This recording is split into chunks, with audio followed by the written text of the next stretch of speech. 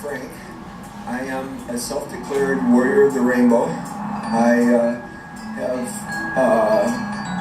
have been working at this garden, Gaia's Peace Garden, for the last 6 to 8 years. I've owned it for the last 4 years. I bought it from my wife. My wife planted it in the spirit of Finhorn, the eco-village. I met Blair a few months ago at a meeting of fellow water protectors. He was wearing his rainbow suspenders and was ready to protect our water. I met up with him at the Gaia Peace Garden here in Iowa City. I grew up in Sioux Falls, South Dakota. I've lived in Iowa for the last, since 1990 though, and went to seminary out in Denver, Colorado. But now I'm a global citizen. For Blair, the water protector movement is about more than just fighting one pipeline. I'll define a water protector as a person who has given up just about everything they do because they realize that water is life. And if we don't protect water, everything else is moot. Moot. It's irrelevant. We can't live without water. We can't go to a football game and drink a beer without water. Nobody on that field is going to have the energy to tackle somebody without water. Blair went to Standing Rock twice last year to protest the construction of the nearby pipeline. It's like a prayer meeting every day. A prayer meeting where you begin with smudging, and then he would explain. Everybody here, and it would always be in a circle, gets a chance to talk. We go in a clockwise fashion. Everybody can talk. But this is kind of the ground rules. We begin with prayer and we end with prayer, and it'd be nice if everybody began and didn't leave until we ended. And these are the rules. We follow, and he basically, to me, was giving the golden rule. You do unto others as you would have them do unto you. He says this is a meeting where we learn about what it's like to build a community rapidly. We've gone from 500 people to 15, at one time I think there were 10 to 15,000 there. Standing Rock was all about was a shift of consciousness going back to priorities.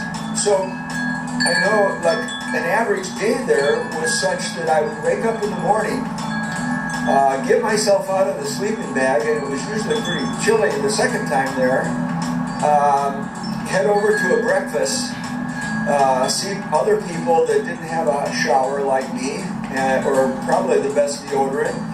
That wasn't on my mind.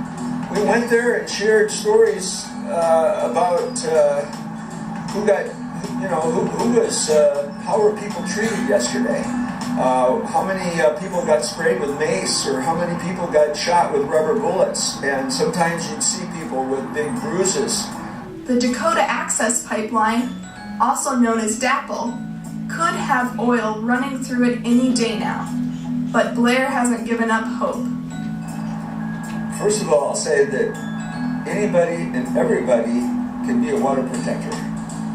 I would say anybody that likes to drink water ought to be a water protector. Why are there companies or corporations or local governments that can get by with making our rivers more toxic day by day by day because of someone saying, well, that's the way it's been, and that's the way it's always been, and it's the way it's always going to be. This was my first time visiting the Gaia Peace Garden. Blair was more than welcoming. All of you are my guests, but you know who the real hosts are here. It's not me. I have nothing. The soil, the air, the water.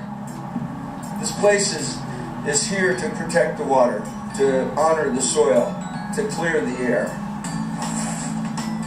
I hope the role is to be a safe place in a day where there's not always a lot of safe places to go. And if somebody's having a hard day, I many times as this happens, I've seen somebody sitting down there with a book or with their tears or something, and either alone or with somebody, but being here alone is fine, and let Mother Earth surround you. The garden, nestled in a cul-de-sac, showcases a variety of regenerative practices. Blair took me on a tour, pointing out a diverse selection of plants along the way. We use about every principle of permaculture. We use berms and swales and biodiversity of plants and biodiversity of insects. I find the insects are helping each other here. Biodiversity of the mammals that come and visit once in a while. A diverse 50 or so of herbs and indigenous prairie. That's indigenous prairie right there. My wife worked for 30 years in the prairies of Iowa, and her passion was for undisturbed prairie. And she planted the oak tree over there, which is about 15, 20 foot tall. She planted that 8 years ago. There's a burr oak right over there. And we both have visions of children sitting around and people telling stories someday because we love that oak tree. And if you look at it right now, it's such a beautiful time because the oak tree is starting to bud out with those beautiful oak leaves.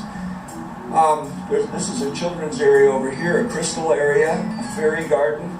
It's a place where we have elements. We have an orchard of 70 fruit trees. We have a berry patch. We have a fire pit, a labyrinth. Gardens like this are essential in living a regenerative and sustainable lifestyle. Gaia's Peace Garden promotes biodiversity, preserving ecosystems. The garden provides an abundance of local produce and herbs for the community, without the need for agricultural pollutants or long-distance transport. And it serves as a community gathering space with its fire pit and children's fairy garden. The director of Backyard Abundance lives about 4 or 5 blocks away from here. He helped to bring in guilds, and guilds are plant communities that are good for particular areas, like the root systems of apple trees and pear and peach and cherry are helped by comfrey and a number of different ground covers, yarrow. And so those are planted everywhere. Lemon balm and peppermint are my favorites, and they're starting to spread all over the place. Valerian is all over here. Biodiversity is just celebrating, that if you find a plant that you don't know the name for, usually we call it a weed, but a weed is usually a plant whose medicinal quality just hasn't been named yet. It's not a regular garden. I don't commoditize. I don't commoditize the fruit, the vegetables, the herbs, but I occasionally will barter or occasionally sell them. I used to have bees. The bees swarmed. I have lots of native bees now. I'd love to have more bees, but I'd like to have them in a regenerative way. This is an ecosystem unto itself, but it's ready to expand outward into the community. I hope to live in a world where everyone has a garden like Gaia's in their backyard. But there's energy in the air. There's energy everywhere. We don't need fossil fuels anymore. We do not need them. Anybody that tells you different, tell them to turn their TV off and come over to Gaia's and talk to me. Right on, Blair.